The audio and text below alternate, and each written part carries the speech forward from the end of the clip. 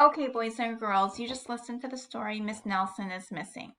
So just like the last 2 days, your target is I can retell my story. But today your target is I can retell my story in writing. All right, so that's exactly what I want you to do.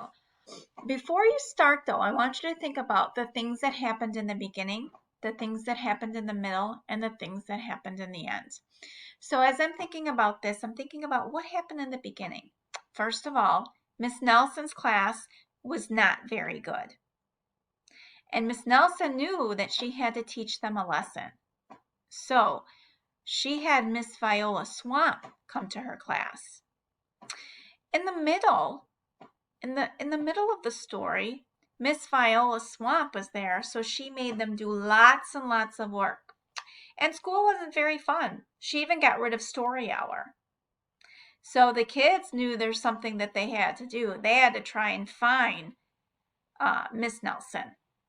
In the end, when Miss Nelson came back, the kids were like a changed class.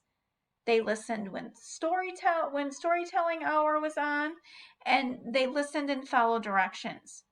All right, so I got the beginning, I got the middle, and I got the ends. I want you to think about it before you write it. So I just do some thinking right now about what happens in the beginning, the middle, and the end. I'm going to hit pause.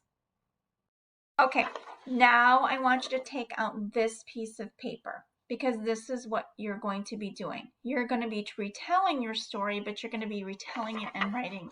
And let me read you what Mrs. Ellison wrote, and then I want you to do that same thinking. All right, so book title come right here. It said Miss Nelson is missing.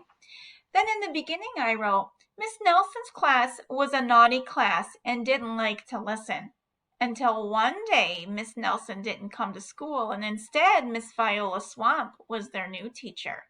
That's my beginning. Then I go to the middle to see what happens in the middle.